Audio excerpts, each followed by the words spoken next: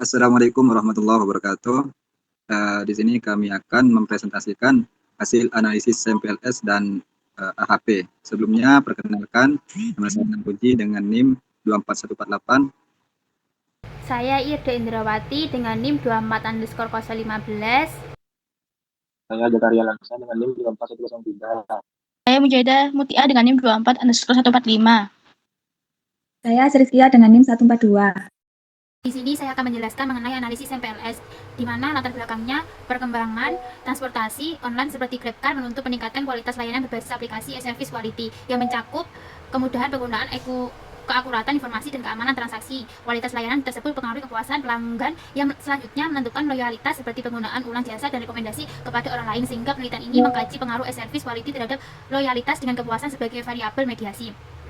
Selanjutnya, outer loading, di mana ini memiliki nilai di atas batas minimum 0,70 sehingga dinyatakan valid dalam memfleksikan konstruknya masing-masing. Pada variabel e-service, indikator ES1 dengan nilai 0,76 dan ES3 dengan nilai 0,965 dan ES9 dengan nilai 0,908 menunjukkan kontribusi kuat dengan ES3 sebagai indikator paling dominan. Variabel kepuasan diukur oleh KP1 dengan nilai 0,913 dan KP3 dengan nilai 0,813 yang sama-sama memenuhi kriteria validitas. Sementara itu, variabel loyalitas memiliki indikator yang sangat kuat, yaitu LY1 dengan nilai 0,985 dan LY3 dengan nilai 0,988, menandakan konsistensi pengukuran yang sangat tinggi. Secara keseluruhan, seluruh indikator layak digunakan karena memenuhi standar validitas konvergen tanpa perlu eliminasi item. Dan di sini mengenai konstruk reliability and validity. Hasil uji menunjukkan bahwa seluruh konstruk memiliki nilai convex alpha, composite reliability and AV di atas batas minimal lebih dari 0,70 untuk reliabilitas dan lebih dari 0,50 untuk AV. Ini berarti setiap konstruk sudah reliable dan memenuhi validitas konvergen, sehingga indikator-indikatornya mampu mengukur variabel secara konsisten dan tepat. Kemudian diskriminan validity berdasarkan hasil uji diskriminan validity melalui HTMT menunjukkan semua nilai hubungan antar konstruk berada di bawah batas 0,85, yakni 0,408, 0,393, dan 0,283. Sehingga dapat disimpulkan bahwa validitas tersebut terpenuhi dan setiap variabel memiliki perbedaan yang jelas satu sama lain. Kemudian nilai R-square kepuasan yakni 0,134 dan R-square adjusted 0,103, yang berarti bahwa variabel independen dalam model mampu menjelaskan 13,4% variasi kepuasan. Sedangkan sisanya senilai 86,6% dipengaruhi oleh faktor lain di luar model. Sementara itu, nilai R-square loyalitas sama dengan 0,243 dengan R-square adjust sama dengan 0,187, menunjukkan bahwa model tersebut mampu menjelaskan 24,3% variasi loyalitas. Dan sedangkan 75,7% sisanya dijelaskan oleh variabel lain yang tidak diteliti dalam model. Secara umum, kemampuan penjelasan model tergolong lemah sedang, sehingga masih diperlukan penambahan variabel lain untuk meningkatkan daya prediksi terhadap kepuasan dan loyalitas. Dilanjut dengan rekan saya. Baik, selanjutnya di sini ada nilai F-square. Untuk service-nya di loyalitasnya itu ada 0,242, terus di kepuasannya ada 0,007, dan di e-service-nya di kepuasan ada 0,155. Jadi berdasarkan nilai F-square, pengaruh e-service terhadap kepuasan sebesar 0,155 dan e-service terhadap loyalitas sebesar 0,242, yang menunjukkan efek sedang pada kedua hubungan tersebut. Sementara itu, pengaruh kepuasan terhadap loyalitas hanya 0,007, yang berarti efek sangat kecil atau hampir tidak berpengaruh. Yang selanjutnya di sini ada PET koefisien. Jadi hasil analisis di sini menunjukkan bahwa sebagian besar hubungan antar variabel memiliki nilai T statistik yang masih berada di bawah batas signifikan, yaitu T kurang dari 1,96, sehingga hubungan tersebut tidak signifikan. Hanya jalur SRL ke PA yang mendekati signifikan dan menunjukkan pengaruh positif yang paling kuat dibandingkan jalur lainnya. Yang terakhir di sini ada kesimpulan. Jadi model PLSM-nya yang diuji itu menunjukkan bahwa seluruh indikator pada konstruk e-service, kepuasan dan loyalitas telah memenuhi kriteria validitas konvergen yang ditandai dengan nilai outer loading yang berada di atas 0,70. Selain itu, hasil uji reliabilitasnya juga memperlihatkan bahwa setiap konstruk telah memenuhi syarat karena nilai Cronbach alpha, composite reliability, dan AV berada di batas ketentuan. Terus selanjutnya bisa dijelaskan oleh rekan saya. Untuk latar belakang dari AHP sendiri, itu AHP adalah metode pengambilan keputusan alternatif yang membandingkan kriteria atau secara berpasangan. Nah, untuk menentukan prioritas berdasarkan penggunaan penilaian ini, analis ini juga menggunakan metode AHP untuk menentukan prioritas dari 5 mata kuliah. Yang pertama ada MK1, MK2, Perencanaan, dan MSDM. Nah, kelima mata kuliah tersebut dibandingkan secara berpasangan untuk melihat mana yang lebih diprioritaskan berdasarkan penilaian responden. Nah, melalui proses perbandingan ini diperoleh urutan mata kuliah yang dianggap mana yang lebih penting, sehingga dapat membantu dalam pengambilan keputusan terkait perencanaan akademik. Untuk bagian minat sendiri itu untuk MK1 prioritinya itu 10,6% dan MK2 5,0% dan perencanaan bisnis dengan 24,6, MSDM 2,5% dan KAK 57,2. Nah, untuk CR-nya sendiri itu 3,6%, principal eigenvalue-nya 6,513.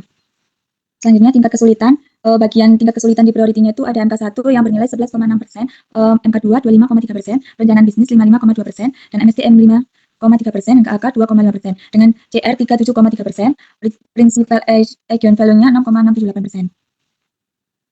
Nah, selanjutnya ke bagian beban tugas dengan kriteria MK1 24,7%, MK2 55,6%, perencanaan bisnis 11,9%, yang keempat MSDM dengan nilai 2,6%, yang kelima KAK 5,3% dengan nilai CR-nya 35,6%. Selanjutnya dilanjut dengan rekan saya.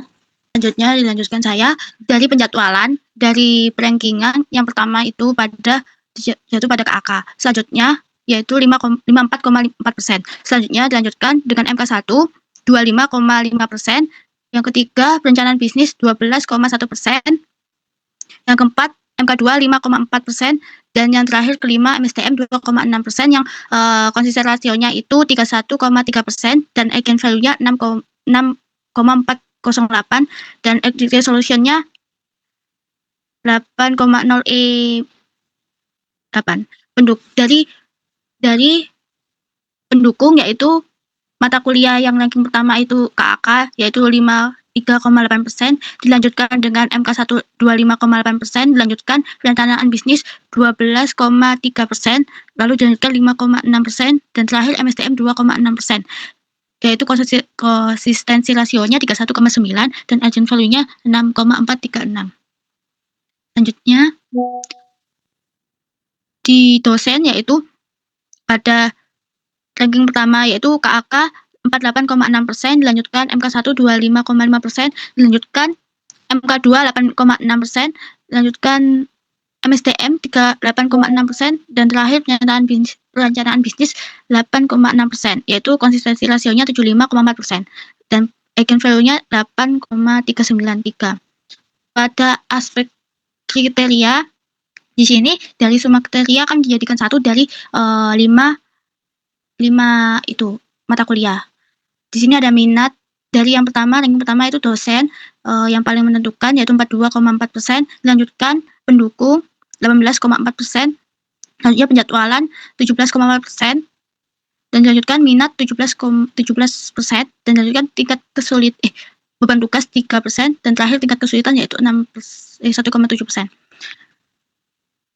Dari hasil pembahasan tadi kita lihat sesuai dengan mata kuliah. Dari hasil tabel tersebut menunjukkan bahwa dari semua tadi itu kita jadikan satu menjadi satu tabel, dan hasilnya seperti ini.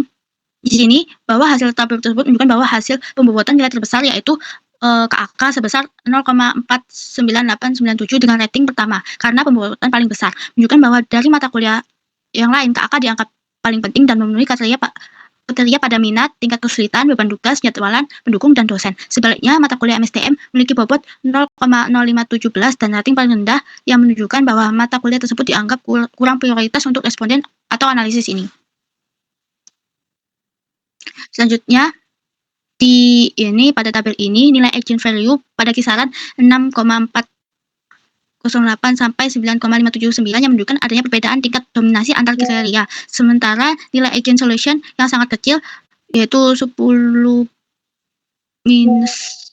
pangkat minus 9 sampai 10 pangkat minus 8 menandakan perhitungan telah konvergen dan stabil secara numerik, namun nilai konsistensi rasio seluruhnya berada di atas batas standar, yaitu di atas 10% antara 31,3% sampai 75,4%, didukung oleh konsistensi indeks yang sangat besar yaitu sekitar 1280 hingga 1914, sehingga mengindikasi bahwa seluruh matriks perbandingan belum konsisten dan penilaian responden masih mengandung pertentangan logis.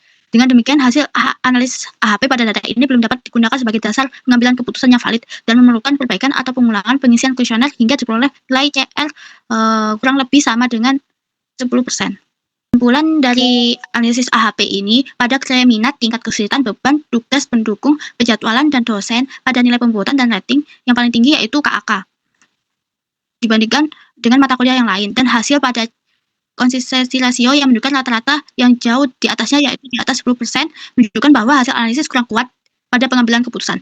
Baik, sekian presentasi dari kami. Kurang lebihnya mohon maaf. Wassalamualaikum warahmatullahi wabarakatuh.